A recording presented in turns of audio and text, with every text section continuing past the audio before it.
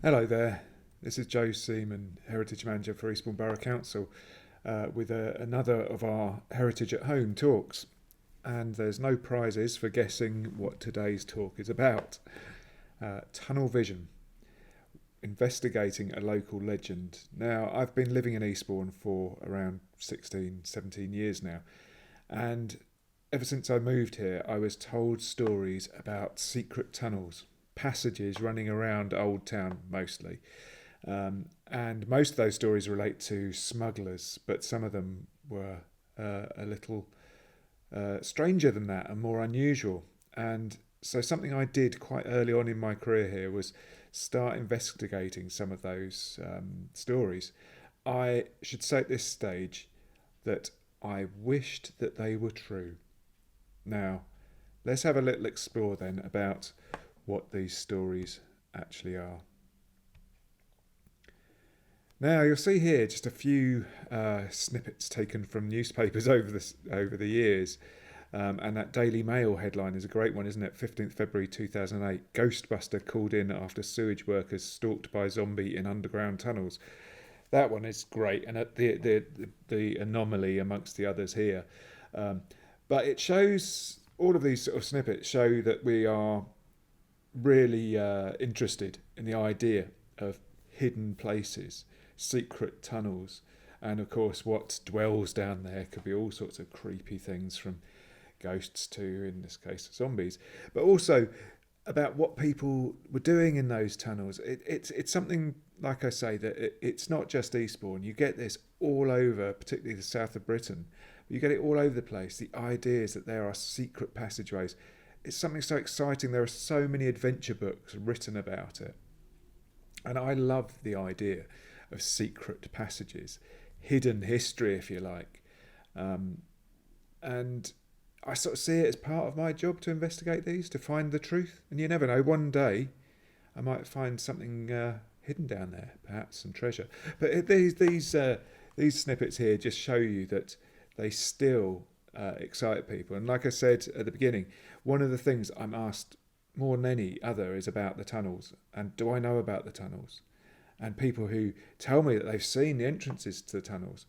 Very rarely, though, do I actually talk to anyone who claims to have been down one of the tunnels. It's usually that a grandparent or a friend went and investigated them, not the person themselves. And that might just give you a little bit of an indication that something isn't quite right.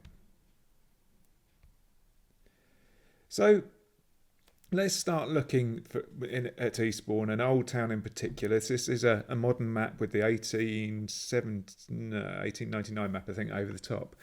Now, most of the tunnel stories do relate to the Old Town area. There are a few which aren't. There's a few sort of associated with the Redoubt and Trinity Trees. In fact, I'm not going to cover them today. Just don't have time. But maybe we'll come back to that in the future. Should say at this point, I am recording this in the town hall. You will hear bells at some point. Just ignore them. um, so let's have a little look at where these actual tunnels are supposed to be. Now, this is an interesting one. It takes an interesting route, a dogleg, and it seems to run from a building that used to be there, where Lawns Avenue is now, called the Lawns, up to the Lamb Inn. Now, you'll see that the focus of most of these tunnels is indeed the Lamb and this little area here. The next one, a classic one, if you know your Smugglers stories, is from the Lamb over to the Parsonage. The Parsonage is actually the Treasurer's Manor House of Eastbourne. But again, it's the Treasurer of Chichester Cathedral. That, again, is another story which we can cover again another time. And another one, again, a classic, if you know your smuggling stories, the Lamb leading to the church, or the church to the Lamb, to the vestry or the sacristy of the church. And we'll be looking at that. Another one here, which I won't cover in this talk, but we will cover again at some point, is leading from a building called Pilgrims, beautiful 15th, 16th century building on Borough Lane. And that, again, has a tunnel allegedly leading to the Lamb itself. And last but not least, another tunnel leading from the church over to the parsonage. Now, There is evidence for all of these. Now, whether that evidence is actually evidence of tunnels or not, we'll soon discover. But there is evidence. So you can start to understand why people are thinking these things do exist. And also, I think we want them to exist more than anything else.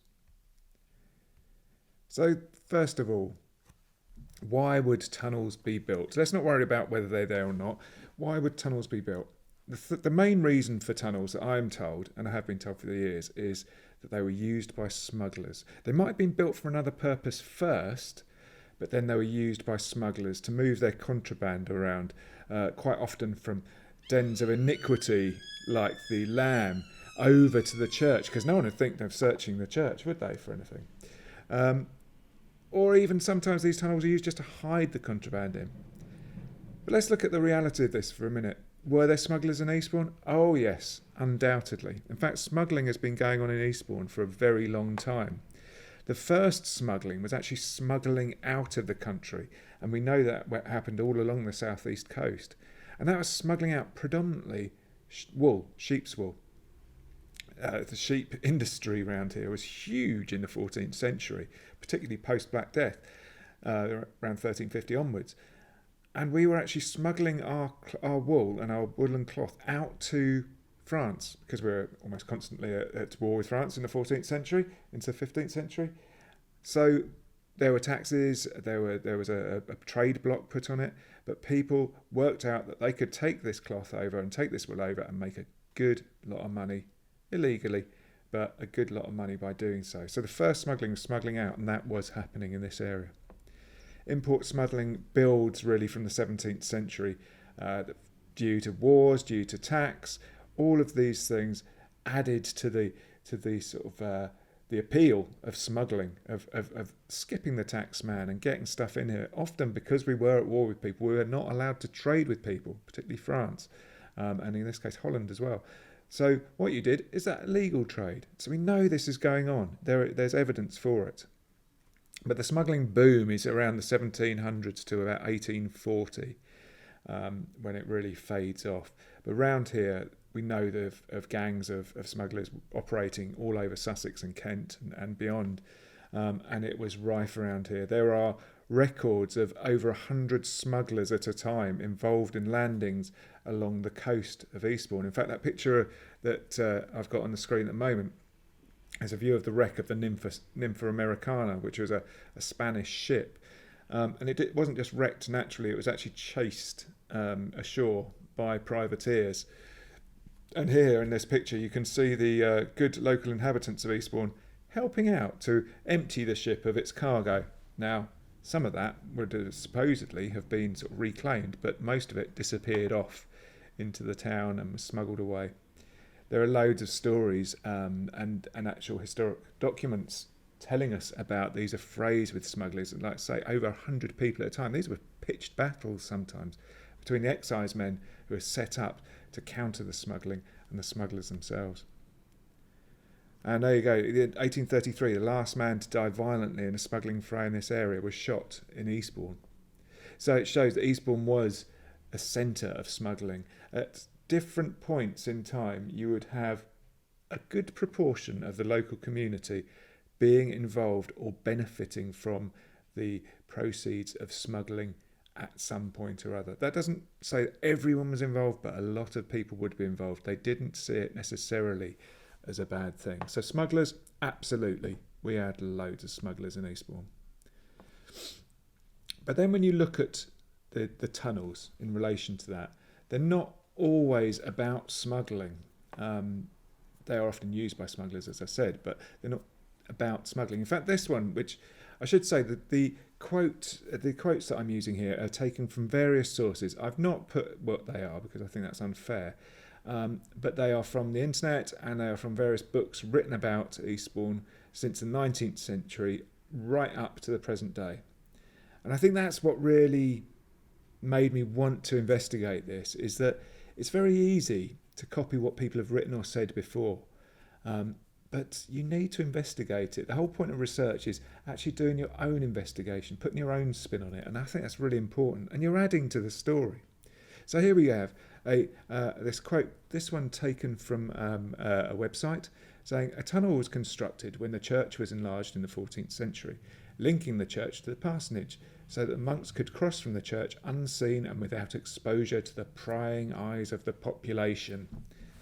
It's a bit of a strange one, that, isn't it? I mean, why would clergymen not want to be seen by the population, to be crossing from the parsonage to the church? Bit odd. Historically as well, all over the place, there weren't monks here. This was not a monastic community.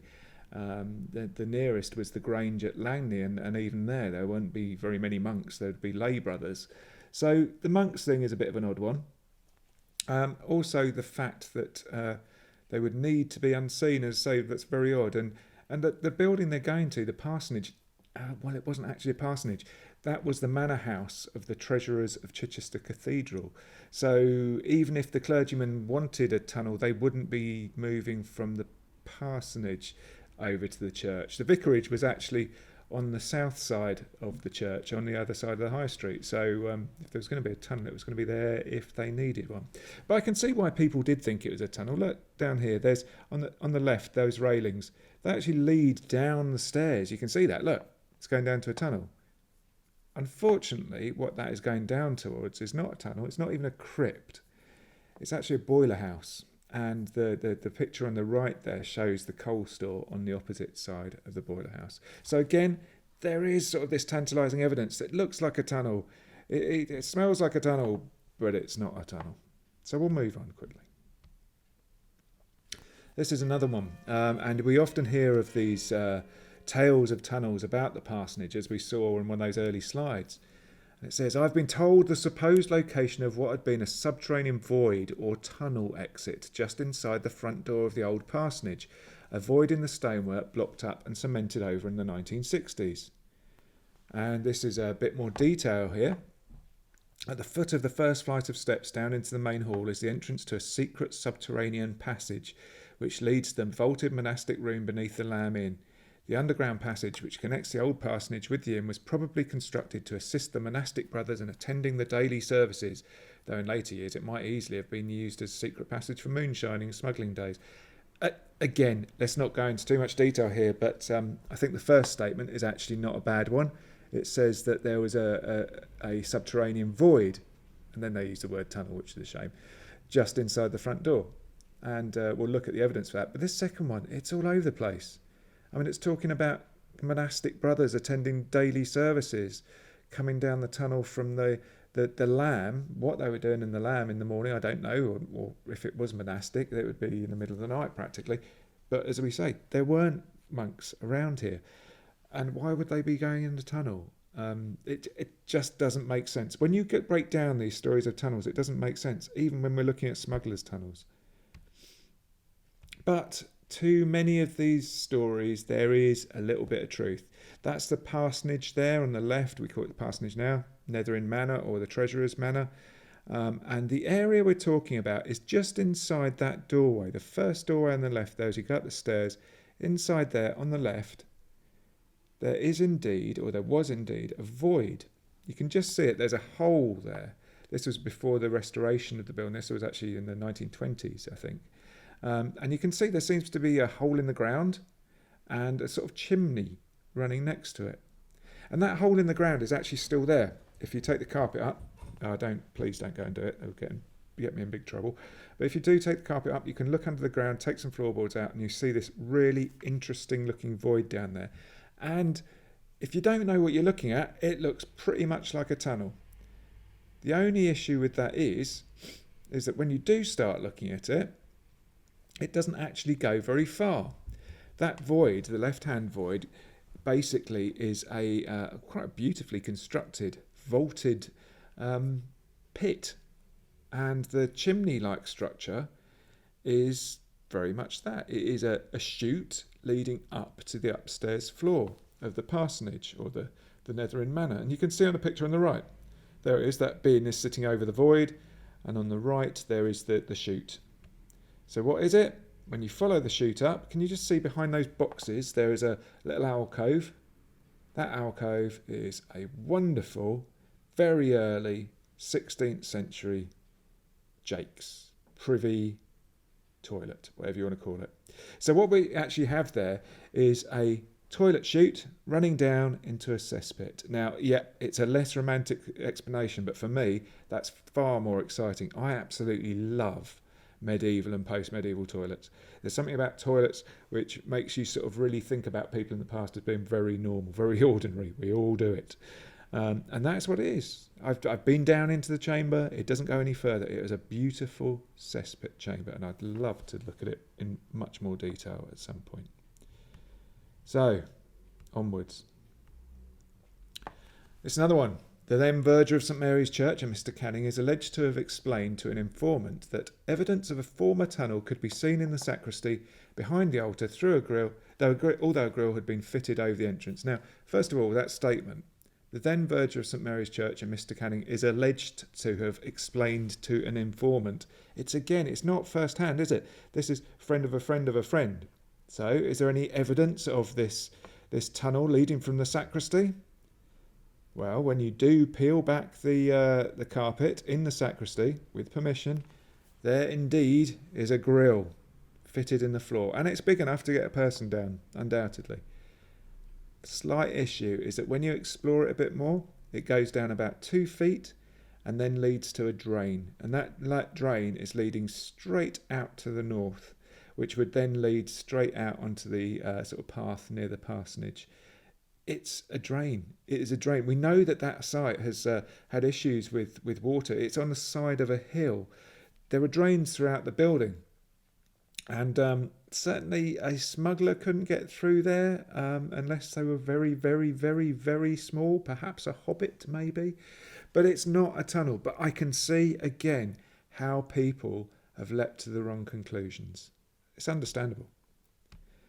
Then we go on to the one which is the one that I'm mostly asked about, which is the Lamb Inn. The Lamb is a lovely, beautiful building, mostly 16th century standing now.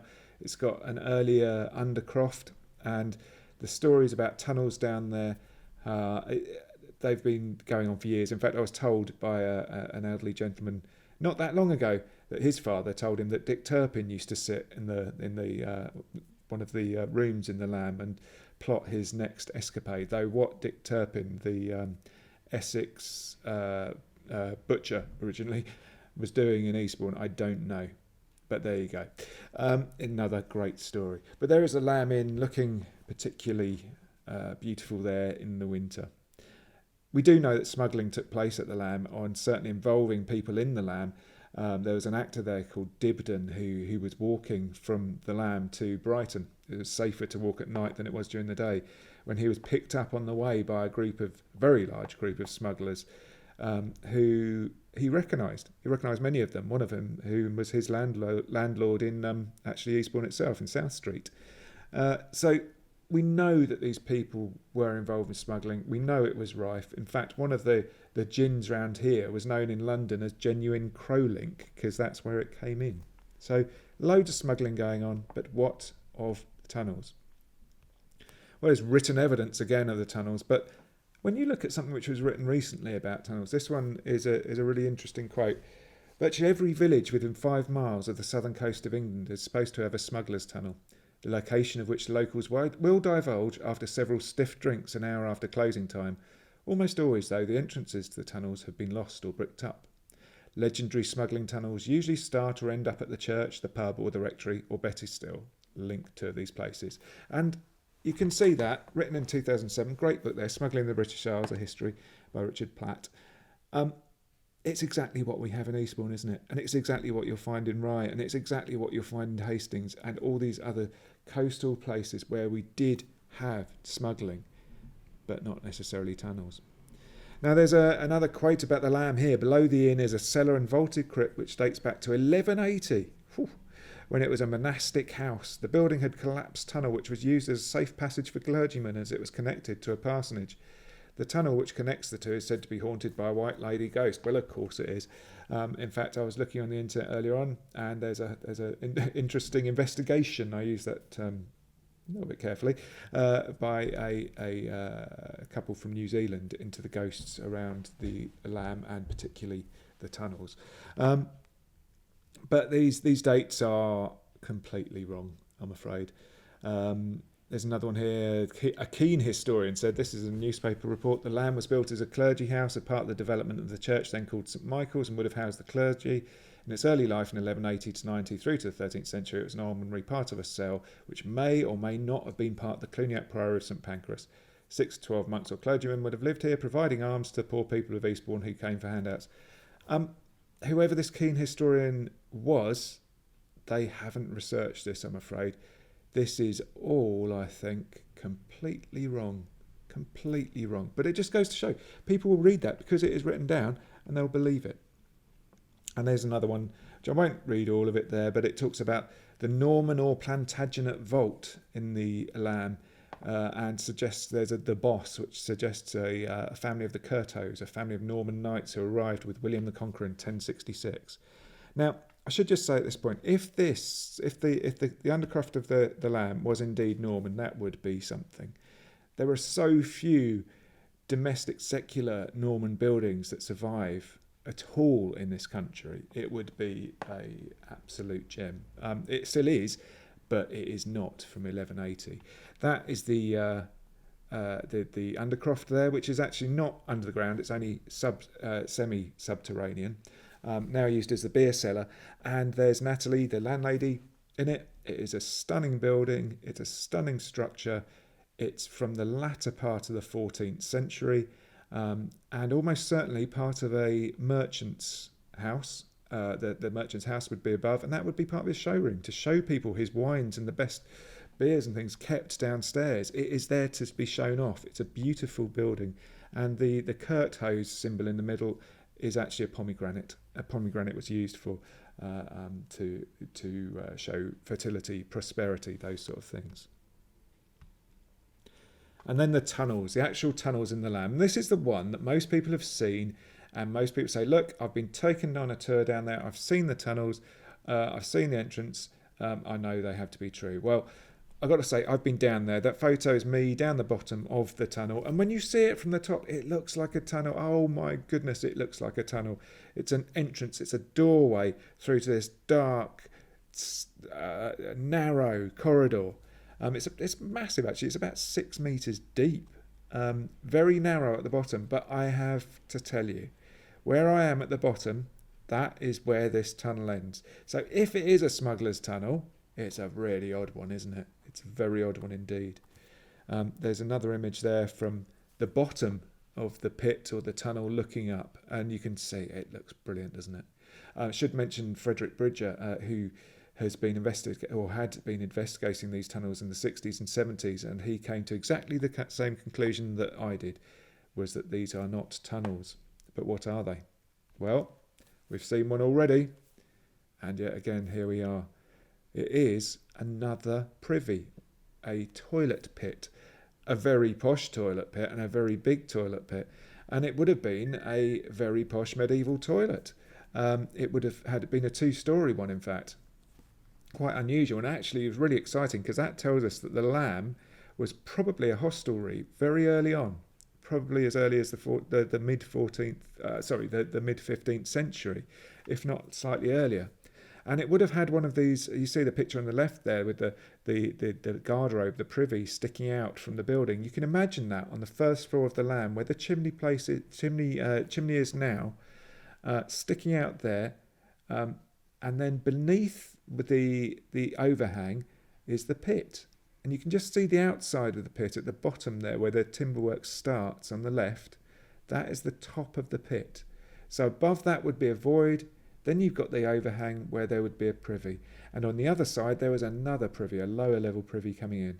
So what we have there in these smugglers' tunnels is, in fact, another medieval or very early post-medieval toilet. But it is a stunning one. It's a beautiful one. The last one that I'm going to talk about here is the lawns. There's a number of reports about tunnels discovered in the lawns in the 30s and I think again in the 60s. Again, there's a few things here that make you suspicious. I mean, they were all said to, it was leading up to the Lamb. None of them actually did lead up to the Lamb. There was no evidence that they actually did. They were all the right size for children to go down. When people describe them as being 5 foot tall, The best measurements I've got were about 4 foot. That's the largest. And actually, when you're a child, obviously you're a lot smaller, so things seem a lot bigger. These are drains. They're drains from the lawns, which was a big house. And look where the lawns was sitting. It was sitting over that area of floodplain near to Motcombe Gardens. We know you needed a lot of these quite substantial drains to stop the Bourne from flooding your property. So that's what we've got there as well. My favourite one there, octogenarian Harry very seriously claimed that his grandmother told him the bonfire procession descended the tunnel at the old parsonage and emerged in the Lamb with lighted torches. That's a great story, and I wish it was true, but I think we've pretty much proved that it isn't. But why then do people hang on to these stories so much? One of the things, A, they're great fun, but B, our memories play tricks on us. I'm not doubting octogenarian Harry that his grandma might have told him something about tunnels. In fact, she might have even told him that very story. But this is just an example here before we finish. This is a picture of me and my brother. I'm the cute little one looking up at my brother there. Probably, I think it's Lytham, something like that, Lytham St Anne's in about 1975. Now, the story behind this picture is that I'd never seen candy floss before. That's the first time I've seen it. That's why I'm looking up at that incredible confection with my eyes squeezed tightly shut, thinking, oh, what's it going to taste like? It's going to be incredible. But the fact is, I only know that because I've been told that by my mum and dad and my brother, although he doesn't really remember it, to be honest. I can almost taste that candy floss, smell that sort of that toffee flavour coming from the candy floss maker's bin behind it. But I have to be honest and say I have no actual memory of that. Even though I can smell it and I can taste it and I can remember being there, I really can't. All I'm remembering is what other people have told me that I experienced. And in that way, these stories of tunnels and things like that, people have been told stories throughout time and they've just changed as you go through. They've also, as your experience changes, your stories change. So, ultimately, what have we got? We've got no tunnels. We've got 2 drains. We've got 1 coal bunker and 2 medieval or Tudor toilets. And I think that's pretty good going. But, as I always like to say, let's not let the facts get in the way of a good story. And these are certainly good stories. I will keep investigating them as well. We'll keep trying to find out about them. And please do contact us on our Facebook sites, our website or Twitter. And let's keep this conversation going about tunnels. Tell me if you've been down them. Tell me if you've heard stories about them or anything else you want to talk about. But let's keep talking. Stay safe, stay well, take care.